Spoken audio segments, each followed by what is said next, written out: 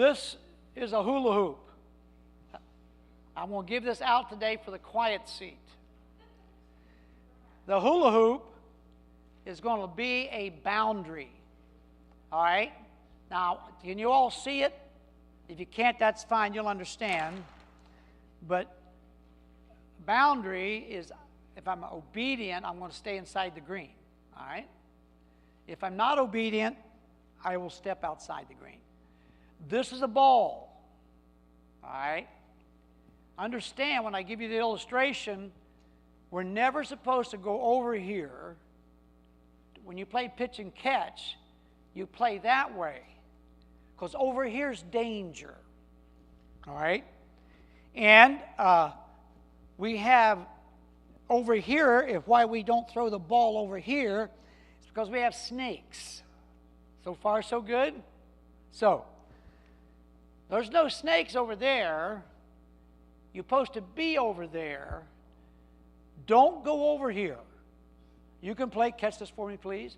You can play pitch and catch, but don't play over here. You play over there.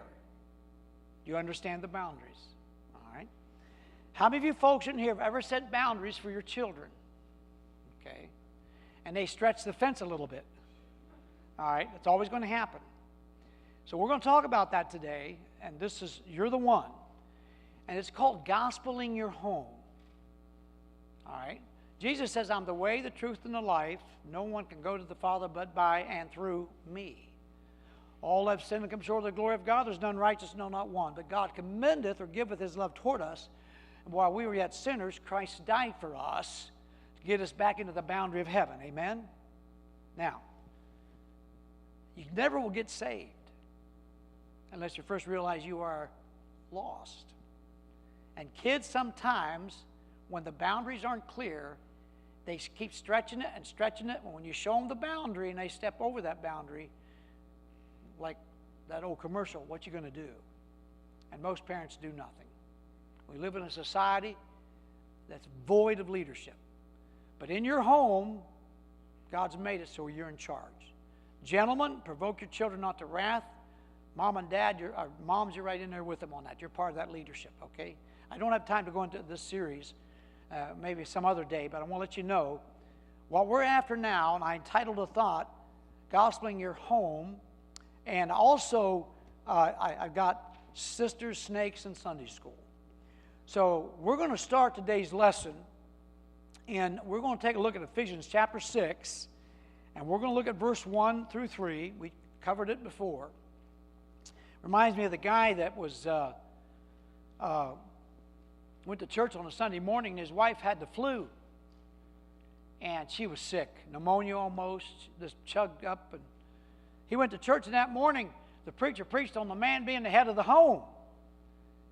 So he came home that day after church. His wife's sick, laying there on the couch, and he said, "Honey, the preacher said I'm the head of the home. You got to do what I tell you to do. Husbands, love your wives. Wives, submit. So you fix me some hamburger right now. I'm hungry." She said, "I'm sick with the flu, and I am not going to fix you anything right now. You fix it yourself." Now listen, you're not right with Jesus, the preacher said.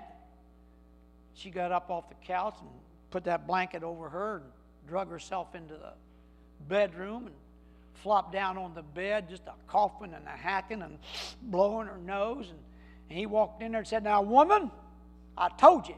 I say jump. You say where to land. I want you doing. You're supposed to obey me." She said, "Honey, I am so sick. If you do not stop this, you ain't going to see me for 3 days." He laid into her again. He woke up the next day. He didn't see her. He woke up on day 2. He didn't see her. On day 3, he woke up. The swelling was just coming out of his right eye where he hit her, where she hit him, and he could see her. Now, let that crawl in there on you, amen? Hey, now listen. I don't know everything, and don't go out here and say that this patriarch said this. This old man, old as Noah, said this. You need to swallow this for yourself. You understand what I'm saying? You need to take it in there, all right? So, gospeling and discipleship in your home is up to the responsibility of the parents, not the kids, all right? Even when the kids want to go to church like crazy, you want your kids to go to church, right? And when they're teenagers, don't stop that. They're coming to a church and they got a good youth program. Well, they're never home. They're doing it. We'd rather them go in there or go to the bar. Well, let's negotiate. There or the bowling alley. No, let's negotiate. There or the golf course. They're out on the street. We're sitting out there in a parking lot at Walmart with a bunch of hoodies. You know what a hoodie is, right? Guys sit on hoods. What do you want with your kids? You want the very best for them. So you'd rather have them in church under the control of a youth pastor, a godly situation, and out on the street. Is that correct? Well, you have to have a gospeling background. You've got to always be tuned into that, all right? And you don't have to have a Bible big as mine and hit them with it and carry around like this, like you're spiritual. You live a lifestyle that they're going to go with you on that. Your discipleship and your gospeling is always going to come out. Let me write this down here. You got your notes. 4 things I want you to see here. Your family is going to change physically, and I want you to understand that. When they change, and it's your responsibility as they shift, they're going to physically change. That little baby over here, right? There's a baby. How old is it? He's 1, and he's a boy. He's got his legs yet? Does he walk a lot? Girls start walking a lot quicker than boys. You know, boys are dumb till they're 21. And I'm telling you. And so that little child cannot really get around yet. But you wait till he gets those legs about 6 months from now. He changes physically. And then he gets from sitting to crawling to standing to running, doing bicycles, doing motorcycles, and your insurance was up by $1,000 a month. And then he's wrecking cars. Is my true? And he's destroying property. And he eats like a hungry wolf. And he never stops. He eats, sleeps, and eats. Eats, sleeps, and works. All right? Now, and his thumbs are both in rehab because he can't stop scrolling. You know, they didn't have that when I was a kid.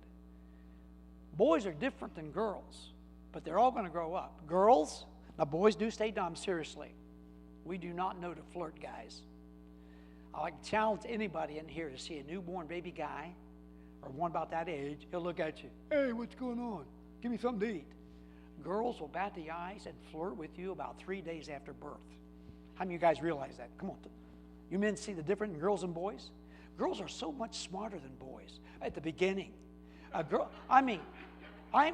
Girls at 12, they're so catty, so controlling. Guys don't do that. They just eat, sleep, and they don't even think about stuff girls think about at the age of 12.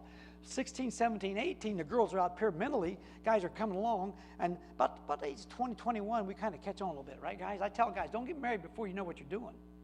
And, you know, you get in love and stuff, and you're only 16, 17. No way, Jose. Now, I've seen some guys, 50, they're not ready to get married. I've seen some, maybe 21, 22. When I got married, I thought I was ready at 22. Whoa. But my wife was mature, probably even more than I was. She was 3 years behind me. That's just how they're made. We all go at different speeds, but your kids are going to grow up. Hey, kids, you want to go see Santa Claus at the county fair? You don't tell. They don't want to go when they're 15, 16. They don't even go when they're 12. You can get by with that when they're 1 and 2. First of all, you shouldn't be going to see Santa Claus, but I mean, you're doing what you're doing. You know what I'm saying? You want to go mountain climbing? How many girls want to go mountain climbing at the age of 17? You may find 1 in 100. How many want to go and eat at a restaurant, $50 meal at the age of 17? 100 per 100. I'm just telling you, that's the way they're built. They want a doll when they're little. And when they get a little older, they want a car. And then usually they want that credit card before the car. I'm just saying, we all go at different rates. Number 2, socially. I want you to write that down. All people grow up socially. Okay? Now, how many of you folks were raised in quiet homes? She was in a quiet home. Anybody else in a quiet home? I mean, they didn't talk a whole lot.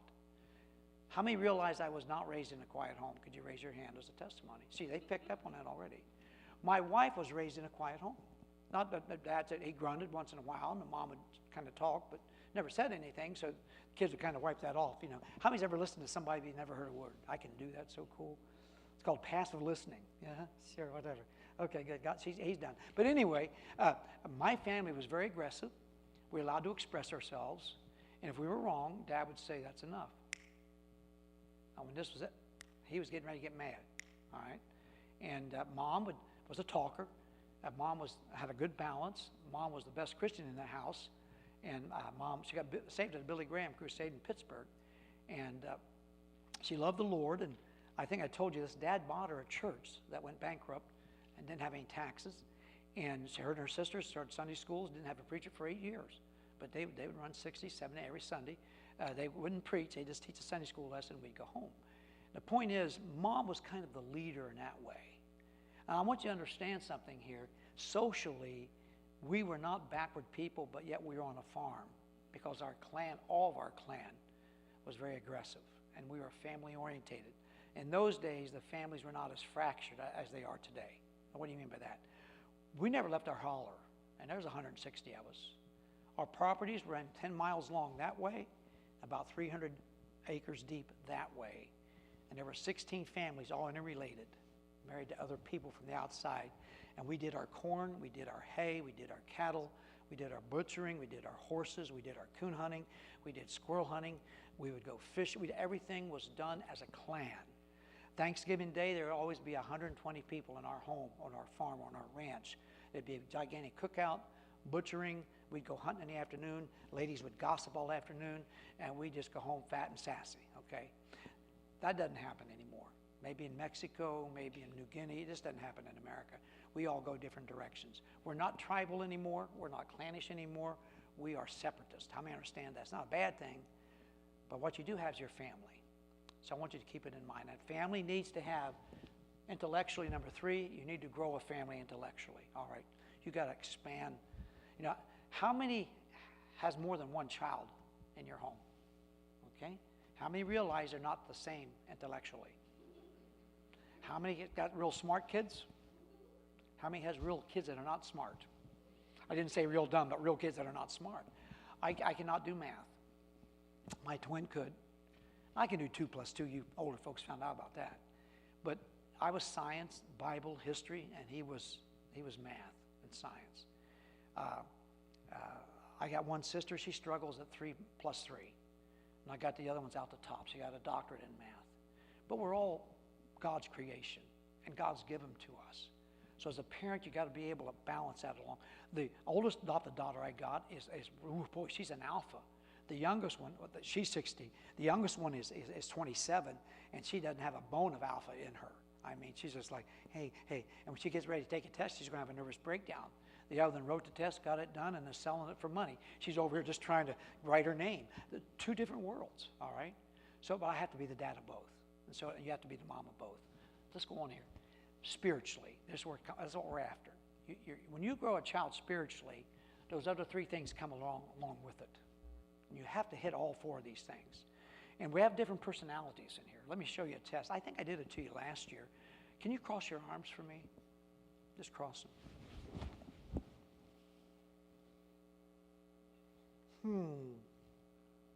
That's your husband, right? He is an alpha. You are not. You're a talker. Alpha. Now watch this. Keep your arms crossed. Shh. Watch this. Cross them the other way and tell me it's normal.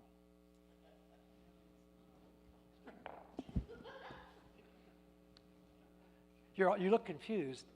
It's not normal, is it? No. See, God's made you special. Usually, it doesn't make you any more spiritual. Right over left, when they go right over left, that person's an alpha. They've already made their decisions up, and they just move on. The left over right wants to talk their way through or has an attitude, and they want to do this and this and this. They always want to express themselves. I am left over right. Of my 7 kids, 2 are alphas, the oldest and the youngest, both girls, and they lay into me when they get a chance, okay? Everybody in between is like me. They'll try to talk through it. You're going to have kids in your family that way. That's how God makes them, okay? Now, they may not have a high IQ or a low IQ. That's not the important thing, because it has nothing to do with IQ. It's how you raise them, okay? How you raise them in an environment. I never went to a McDonald's. I never went to a Burger King. I went to one restaurant once when I was 11 years old. Never got into another until after I was in college. That's how back far in the woods we lived. Coon hunt, squirrel hunt, skin everything that walked, shoot anything that moved. You know, duck hunt, a grouse hunt, pheasant hunt.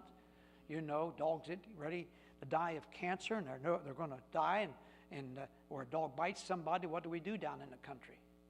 You're right. You must have been raised country. You kill them, and you take them to your person that they bit, or where they're diseased and things like that. And it's really harsh. But you know, We didn't have what them little, let's pay $1,000 so they can put to sleep peacefully. Good night. That was rough days back in those days. And when my wife married me, she knew that I had a rough background. I wasn't an alcoholic. And I wasn't a mean person. But, you know, when a dog died or a cat died, I didn't mourn 3 seconds. Oh, this one dog I did, his name was Stinker, and I got over it. And the point is this, when you live your life with your kids, you've got to have a balance. I want you to understand this thing. Those 4 things are going to play into every home. You better be balanced in all those ways. This is for the parents. This is the gospeling aspect of it. So I went to Sunday school. Her name was Melissa Baker, and she was about 75 years old, 3 years older than I am now, and she wore her glasses here. She like Pastor Dean. He wears glasses, right? But I don't just get a pair like this, and you don't have to do the moving. But and she was her husband was dead, and every time she would teach, she would be going like this and like this, and we kind of watched her, the bottom of her muscle kind of jiggle around there. We're going, look at that, this is going to say, and we're just hard to focus. But she taught a lesson. Children, obey your parents in the Lord, for this is right, this is right, this is right. And Sam's with me, and I'm there, and Cam's there, and Fred's there, and Skinner Bob. He was the skinniest guy in our class. We called him Skinner Bob because when he walked, he kind of bobbed, and he had a brother named Mike, and we're all in her Sunday school class, and she's teaching us, and obey your parents in the Lord, for this is right. Yes, ma'am. And Dan, do you know the answer? Yes, it's right. And she said, well, here's a cookie. I was answering the questions to get the cookie. And I only went to church to get the Kool-Aid and the cookie. But she's teaching this lesson, all right? And my sisters are in the same class. I didn't like my sisters. Kay is today 4'7". Back in those days, he was 4'8", weighed 200 pounds. She was a big girl, about 4 foot any way you want to roll her. She was just a big, chunky girl. Becky was a little skinny thing. Kay's 9 years older than me, and Becky's like 4 years older than me. And they were our bosses. They were the alphas of my twin and I. We always fussed and fought. Well, this Sunday morning, Melissa Baker taught that lesson. We went home, and we stopped at Grandma's to eat lunch. We'd eat at different homes, different weeks. And so Dad dropped us off at the house. He was going to go fishing. Mom is about 8 months pregnant with my little sister Rhoda, Alex's mom. And so we ate, and everything was good, but Mom didn't feel real good. And she said, boys, you can go out and play outside. Can we play ball? And she said, yes, but you don't go over there. You can play catch over here, but don't go over there. Rule number 1. Rule number 2, don't mess with your sisters. Now, their sisters are going to be over here at the playground. They got the swings. You boys do not throw the ball over there. You're over here, and you stay over here. Now, out there's the high grass. There's some snakes in that high grass, some copperheads. You don't go to the snakes. You play over here. Stay away from your sisters, all right? Can you come up for me? Now, you heard what I said right there. My mom did that to me in 1960. What was my mom doing? Does anybody have an idea? Okay, and your name again is? Shelley. You're going to, right here, I'm going to put Miss Shelley in the boundary. Now, she knows, she heard what you said. This ball, I can play catch with it, but I don't throw it over there, right? Boundary. I need to throw it over here. Boundary. Sisters, stay away from the Till of the Huns, secretary, Kay. Stay away from the skinny one because she's meaner than Kay. You do not fight. They got the swing set. You got the ball, yard. I'm going to go lay down. And if you do anything, Shorty will get you. Now, y'all know who Shorty was? He was my dad. 5'2", 190 pounds. He was a hydrant with legs. His neck was about like yours, but he's a lot smaller than just no neck, just muscle. And when my dad would get mad, he would do this. He'd blink them eyes, and I'd have to go to the right. That means the spanking's coming. And he had the world's quickest 50-inch belt. He could double that thing that quick. I mean, you didn't have time to flinch. There it is. And he was good, but when Dad's around, you breathe strictly. He's World War II vet. So she knows the boundaries, and you know the boundaries. Mom goes to bed, and Miss Melissa Baker taught us that. Go to the first slide, please. All right? And as he hits the first slide here, I want you to see this. Understanding authority defined. And you're going. I don't make you nervous, do I? You okay? You're not tired yet? All right, I want to make sure. All right. Now, look at this thing here. Number one, understanding authority. Ephesians 6:1 says, children, obey your parents in the Lord. This is a big lesson here, that the child is always under God-given authority. If you're a parent of a human being, that's God's given authority to you. B, a Godward focus stops repeated contest, all right, to authority. Did you ever have trouble with your mom and dad when they tell you go right, you wanted to go left, but you went right, but you never said anything out loud? And they said go left and you went right anyway, right? Did you ever do that? You ever disobeyed? Stepped over the boundary? I'm not going to take it any further, but you were in the doghouse. Somebody, I guarantee you. All right, now watch this. How many of you believe in here, when I give you this number, over 85% of the world will never discipline their kids? That's the number. Right now, in our Independent Baptist Church movement, if I would ask questions, and I have done it before in crowds, handouts, just so I can use later on, it runs about 50% that kids have never been disciplined. They've been yelled at, but they have boundaries when they break in. Let's talk. Let's have a little psychological analysis here and see where we went wrong. No.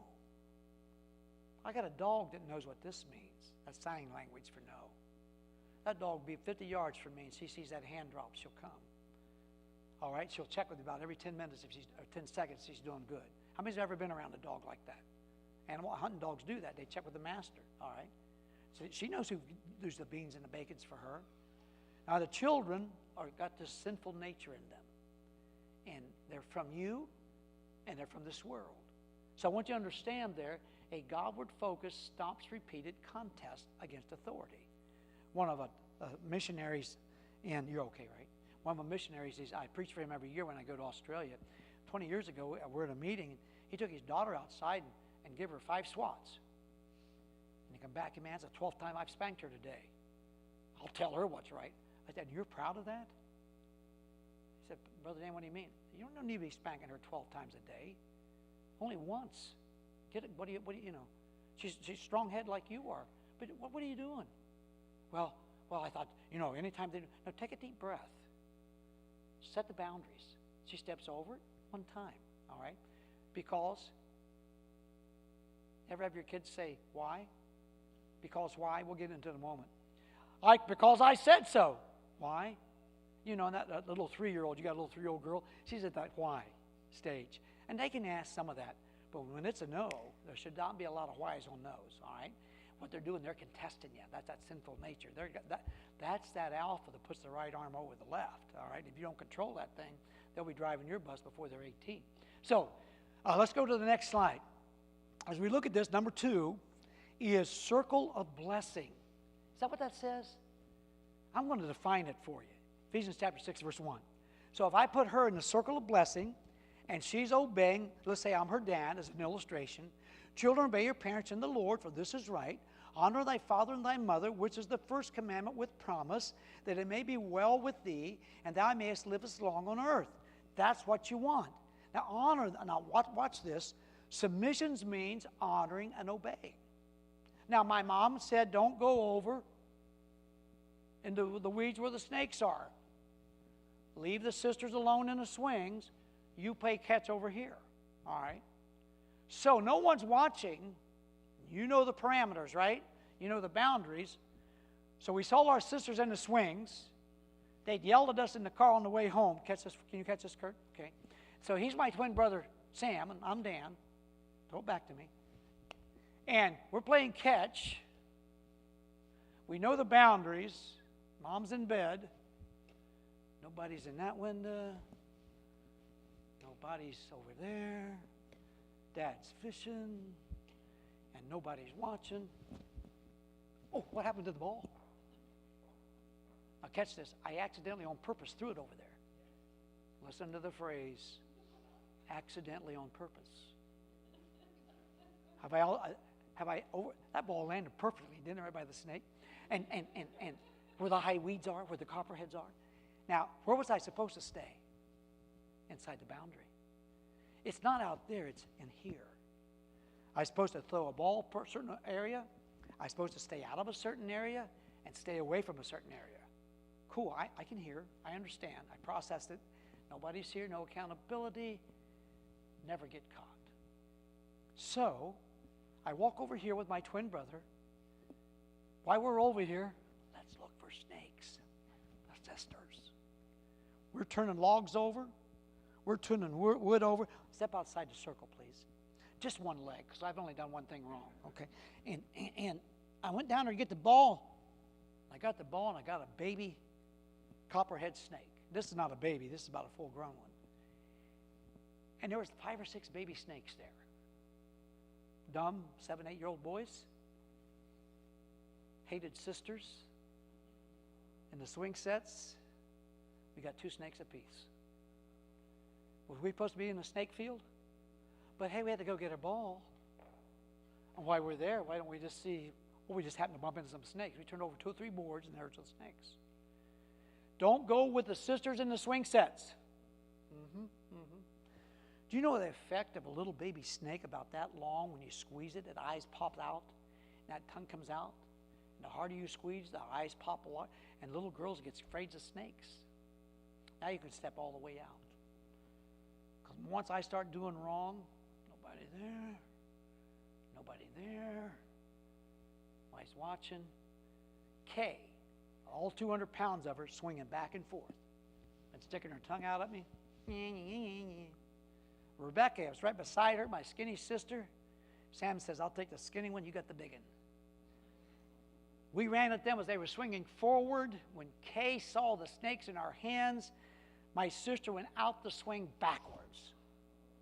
Little pudgy legs sticking up in the air. She'd whipped me about a week before. I've preached this in front of them a couple of years ago. They say, this is true. I got one knee on each of her shoulders, and I was taking ownership of her life. This snake will bite you. This snake will kill you.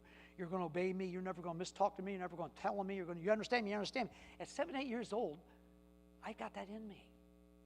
Your kids have it too. And my twin was like taking it to a different level. He had Becky back in the corner. He hung the snakes there on the fence. They'd be curling around. Ah! She said, be quiet, be quiet, be quiet. Well, the more I squeezed my snakes, I realized I was killing them. And they weren't reacting to me anymore. I looked at my sister. She finds out they're dead. She'll roll over and kill me. So I laid them beside her shoulders and said, don't move, they're sleeping.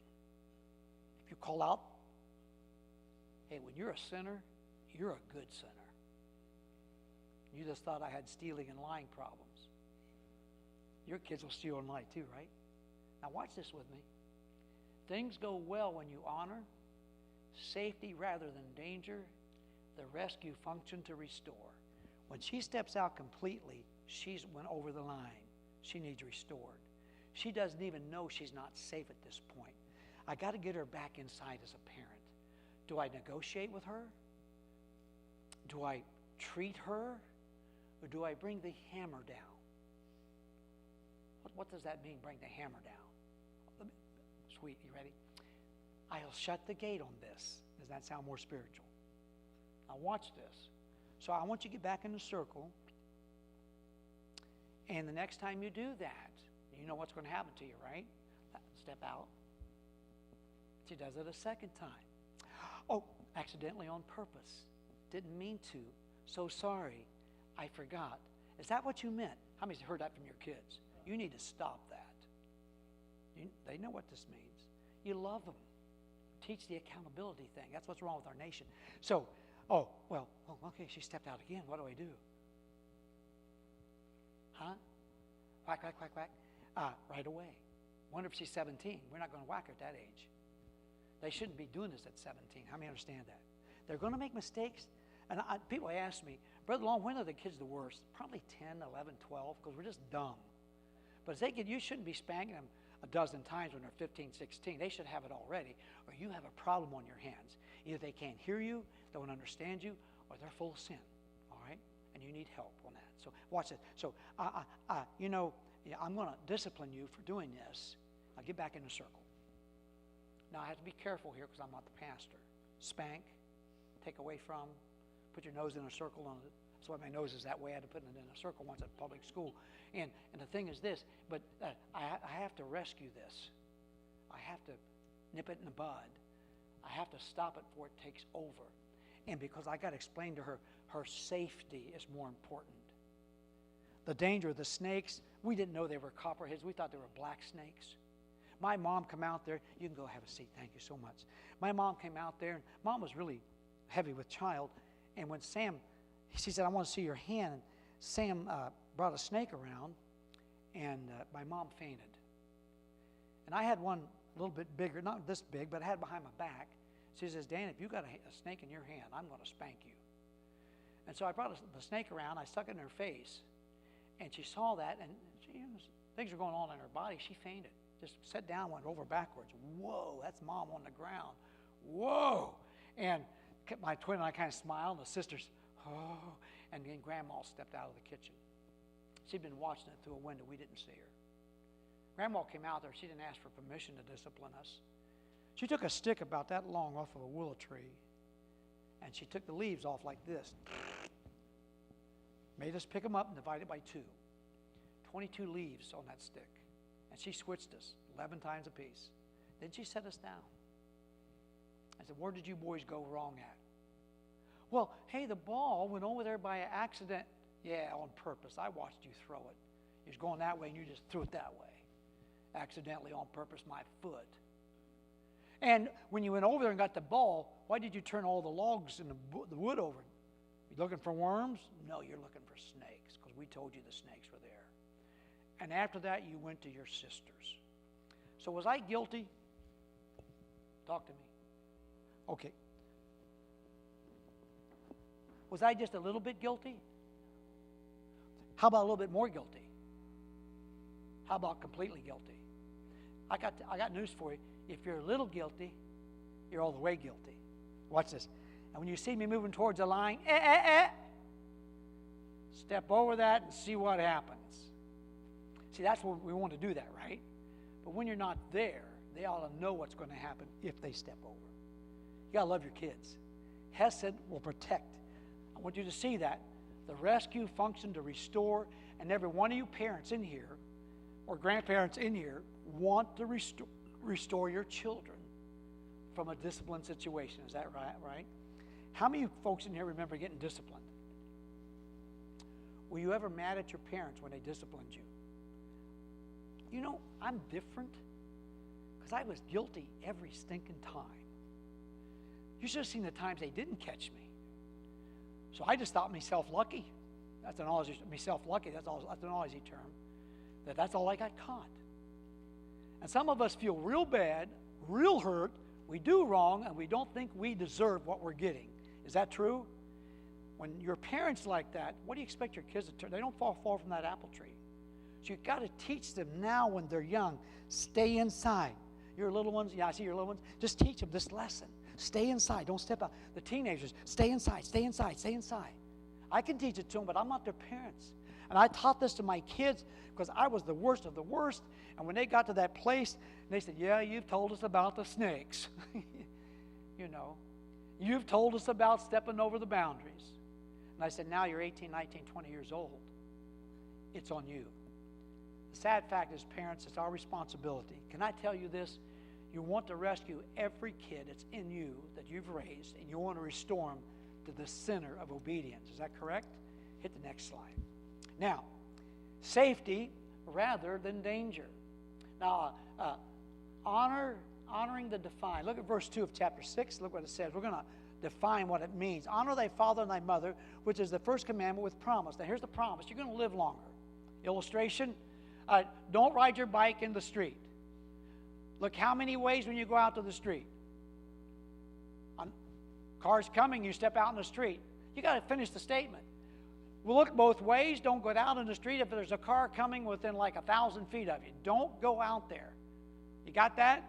Now stay between the two yellow lines if you do, and if somebody hits you, we'll sue them forever, all right? Now I'm just telling you, you've got to have some clarity in your definition here. So here's the honoring. Honor your parents. Parents, you must be honorable, the because why syndrome. Kids, you obey. and I'm going 100 miles an hour in a 70 zone. That teacher says one thing, and I said, that's the worst teacher I've ever seen. My kids hear me say that. That's the worst preacher I've ever seen. That's the worst food I've ever seen. All right? Can you see how dumb that grandmother is?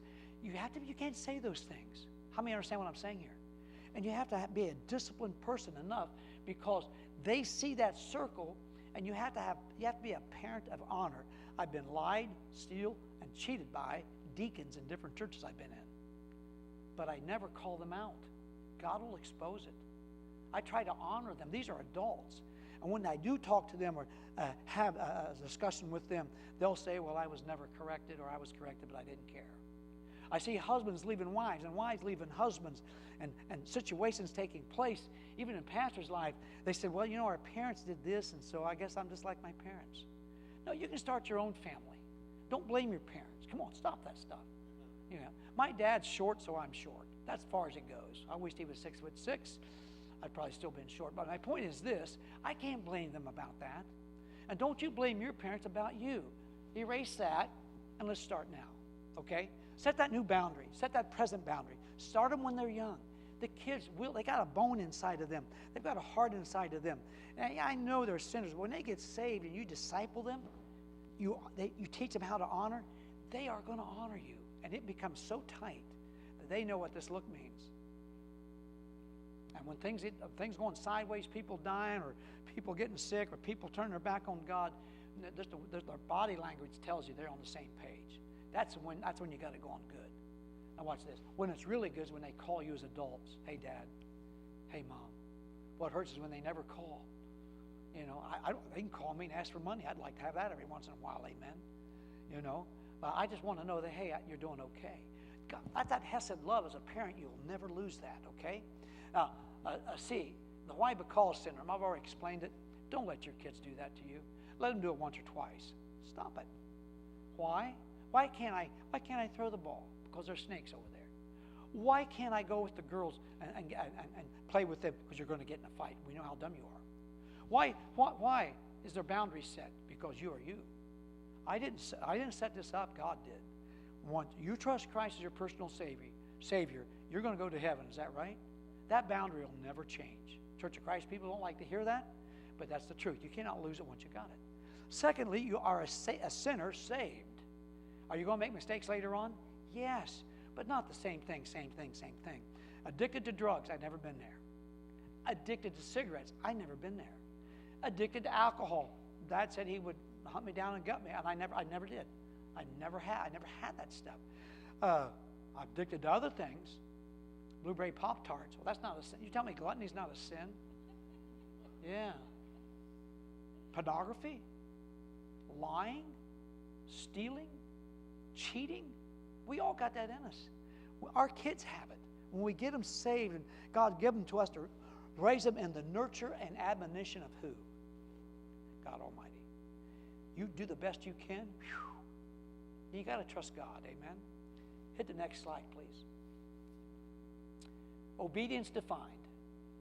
Oh, here it goes. This gets us in trouble. Without challenge, without excuses, without delay. So, Steve, I want you to come be my dad. Can you stand up here with me? I want you to be my dad. And yeah, but what he's going to do, he's going to say now, Dan, you be home by 9 o'clock tonight. Dan, be home by 9 o'clock tonight? You don't go to the bars. Don't go to the bars. You don't drink. Don't drink. You don't chew. Don't chew. You don't run around with those that do. Don't run around with those that do. All right. Now, yes, Dad, I want the car. Now watch this. Dad, there's a bar at the bowling alley, and I want to go bowling. And all the guys are gone. And can I go bowl if I don't go in the bar? I'd say no. Yeah, say no, Dad. No. Okay, cool. Thanks, Dad. Okay, he gives me the keys. He goes, sits down. I'm going to get around him. I'm like you. He told me I couldn't go to the bowling alley. But he didn't say I couldn't go to the bowling alley parking lot.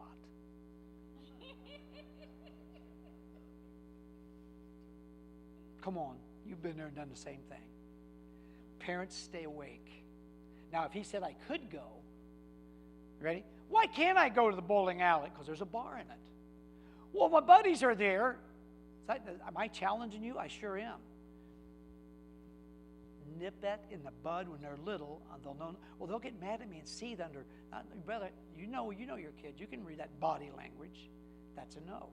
Secondly, without excuses. We're only going to stay 15 minutes. We could not get in trouble. There's more fist fights and bar fights starts at bowling alleys in 5 seconds because they've already got it pre-planned, all right? So I'm just telling you, that's not a good place to be. And that kid will come back with what? Excuses. How many of you have ever thrown an excuse at your mom and dad? You ready? Well, you used to go there. You used to bowl. How many's ever had your kids say that to you? Oh, yeah. That's what, you ready? They're pushing the button. All right? So without challenge, without excuses, without delay. How many of you ever give your kids jobs to do on purpose and just say, I want you to get this done? The good child will get it done quick. The old one will come back and say, well, you didn't say do it today. I said mow the yard. Well, you didn't say today. When I say mow the yard, son, if it's already mowed, you mow it again. But that's a waste of gas. Mow it again. Well, Mom says that's a waste of, mow it again. About that time, the bar of soap comes out. My dad would use a bar of soap. How many's ever chewed soap in here beside me? I'm telling you. That was because I had a quick mouth and a sinful heart, and I had my dad and mom in me, and I did not like making me get back in that there boundary. When these kids come up with this stuff, when they delay. So if I'd ask, what's your name again, Ellie? Shelly, where'd I get Shelly? Shelly, get back in the circle. And she would look at me and went,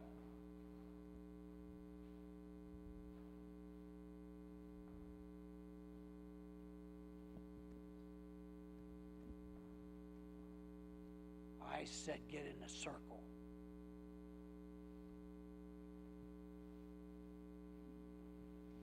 Without excuses, without challenge, challenging me as a parent. What do? Oh, you pray for him. No, you pray for you. That God will give you wisdom to get him in that circle, in that boundary. That'll keep them out of the bowling alleys. That'll keep them out of choices, abortion clinics. That'll keep them out of alcohol and dominance. That'll keep them out of divorces and messes and jail. How many understand that? Just want to encourage you. God has given you such a great opportunity here when he gives you a family. Next slide. Call for consistency. This is the hardest thing for us. Rules stay the same. Challenge disobedience. Clear directives. Inside that house, can somebody read what's up in the attic? What to say up in the attic? Family rules, okay. Is that for everybody in the family or just the boys?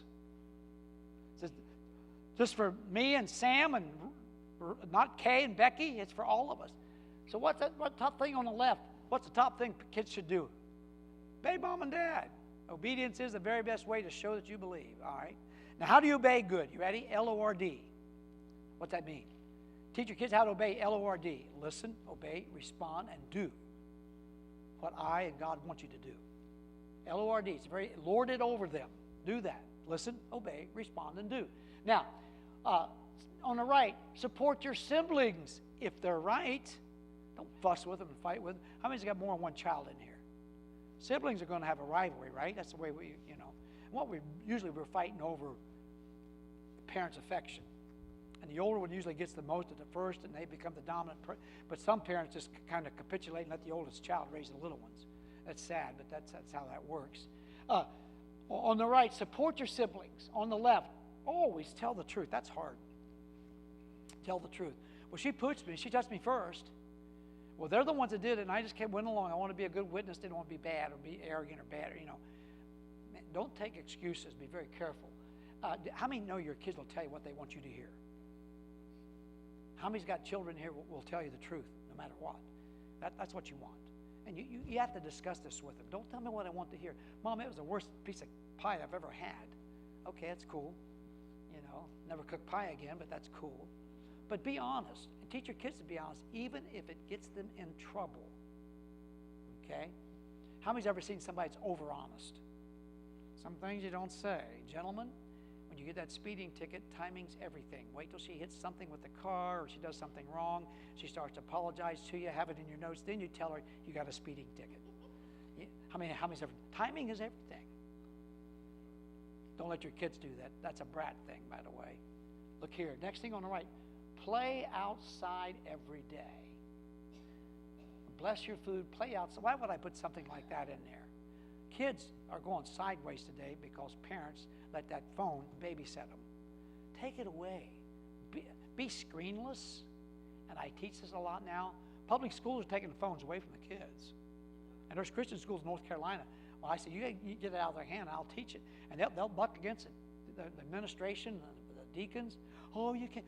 I'm telling you, they cheat on those phones. If they can't cheat, I give them an opportunity. Well, they'll never get, if there's an incident, the incident's over with, okay? We got adults here. Put the phones up. AI is going to be outlawed someday quickly because it does it for you. I can give AI a title of a sermon, The Life and Times of Steve Dean. And in 3 seconds, I got a 3-point outline of Bible verses about your life. And it's done. And it'll print it for you. And it'll correct. If you say, I don't like it, I want to say it this way. No, this is how you should say it. That's a computer telling me what to do. It's here now, folks. You want your kids raised in that? You don't have a choice. They're raised in it. So you've got to set the boundaries for them on that. So clean up after yourself. How many of you guys were required to clean up after yourself as kids? Okay. I was not. I never made my bed. I never washed clothes till I went to college. Now I realized that was a weakness. When I had children, they made their bed, they washed their clothes. They had 7 or 8 things they had to do. We had chalkboards in those days, your jobs every week. We would switch them around. Our kids had responsibility. Get your kids off the seat, get them off the phone, give them responsibilities. What if they're only 3 years old? Give them responsibilities. What if they don't understand English? Show them. Most kids are not lazy. They all got a servant thing in them, especially the girls. They can bat their eyes, but God made you in such a way to be servant type. And it really makes them click, all right? Say please and thank you. Turn off the TV, turn off the cell phones, and read. How many of you guys read books that is not on a tablet or a cell phone? You actually read physical books. Okay? All right. And how many books a year do you do?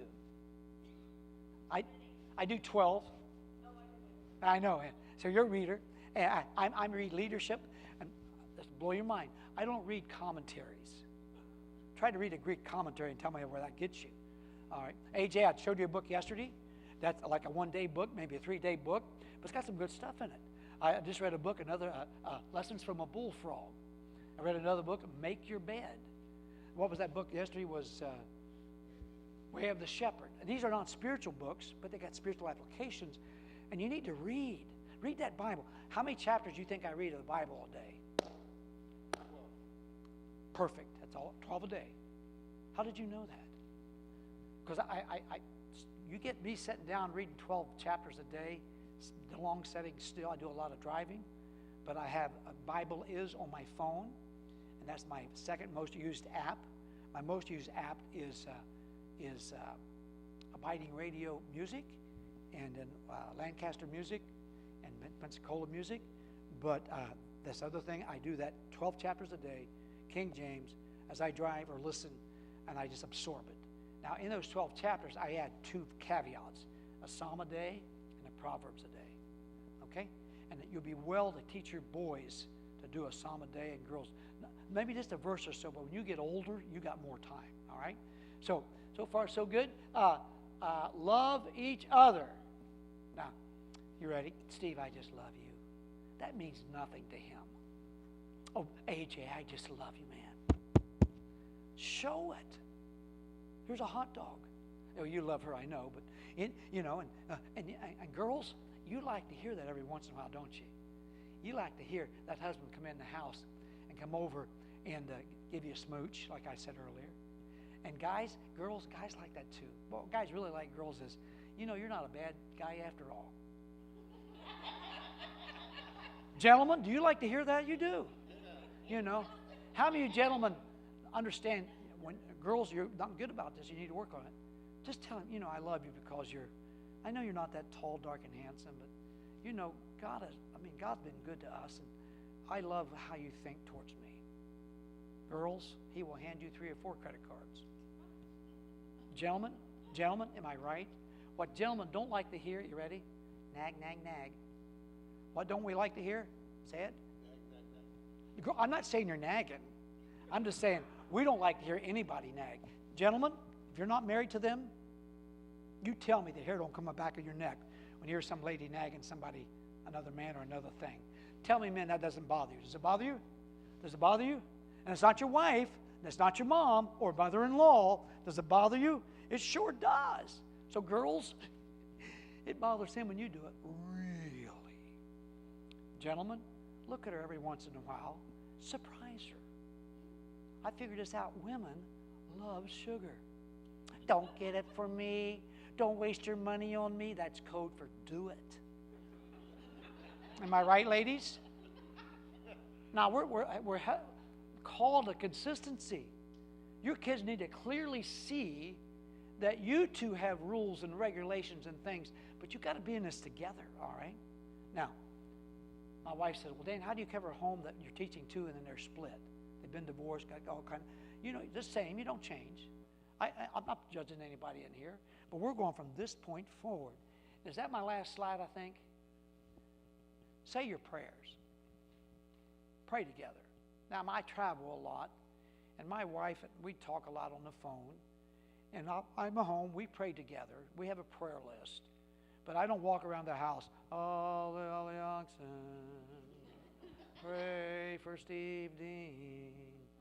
Dan, the man, and his daughter named, wife named Shelley, Kelly, whatever, and the guy with a nice pickup truck, and AJ, the guy that drinks coffee with me. You need to walk with God privately, and then it'll come out publicly, and your wife will know that. Gentlemen, if you put the shyst on, that's an Australian term, the act, they pick up on that, right, girls? All right. And how many of you girls have ever wanted to get something out of your husband, and you say this, honey, how was your day today? Guys don't think much. Most guys will go, what did I do wrong? She's not said that in a week. Or gentlemen, you look at your wife and say, honey, how did your day go today? And you look at him and say, well, it went great, right? No, I mean, how did it really go today? I noticed the car's got a bump on it out there. But you don't tell her about the bump till she says, well, honey, I wrecked the car. All right? How many's ever had those moments? Okay. Or you come in the house, you're about half mad, you see the bump. Well, what did you do this time? Well, the neighbor's dog was running after a cat, and it bounced off the side of our car, and it put that dent in it, and I just kind of stood there, and I haven't moved the car since you left. I wrote the miles down. Let me go check. I've had that happen. Not to me, but people I counsel. Have you ever counseled someone that's getting ready to break a home up? It always takes two to break a home. Not one, but two. In Christian homes, I don't counsel unsaved people, just saved people. I will never marry anybody unless both are saved. And when I realize they have no idea what they're getting into, I'll say, slow down for 6 months. But Mom and Dad want us to slow down. You see, if you're godly, you'll slow down, take a deep breath, get to know what you need to be doing. How many of you, like me, wish that you had had counseling before you got married? Just me, I guess, 2 of us. You guys had it all figured out, huh? That's so cool. But we didn't have it back in those days. But I praise God, I was raised godly. So was my wife. We got in a godly ministry. That's why I do today. I could be booked 50 weeks a year in marriage counseling in Tennessee and charge $100 an hour and make as much money as I want to. But that's not what I'm doing. And so I want you to understand, and that's the Independent Baptist Church movement that I run in. So all God's people said, isn't this nice stuff? Now you can take it in the next generation.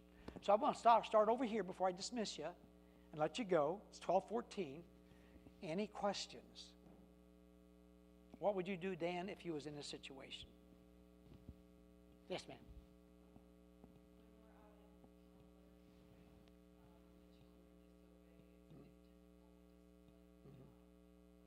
What you do, yeah. On home, yeah, you set the code ahead of time. See, when they know the boundary, like if she was my daughter and she stepped over in front of you guys, we'll talk when we get home. Use the word talk. We're going to chat. We live in a society today, there's some churches I can't teach discipline in. And I've been very easy here. I don't know if you know that or not. So, did I spank my kids? Okay, they're all grown and gone. Yes. Did I abuse them? No way. Who was probably the chiefest of all sinners in that home? Me. And so it is. And I understood when my dad said, it hurts me worse than it hurts you. But when they got older, I didn't spank any of my kids, I don't think, past the age of 11. We would talk. But my kids were already trained, and they knew what my appellate court was. I can't teach it this here. I mentioned at your house last night where you let your kids talk. Treat them as young adults. Don't let them drive the bus, but they can appeal. Like, you come in 5 minutes late, you're not going to get the car for a month. The carrot thing, teenagers, they're carrots. After that carrot. But Dad, Miss Jones, the deacon's wife, had a flat tire, and I fixed it for her, and that's why I'm late. I didn't have the phone on me. What? Okay.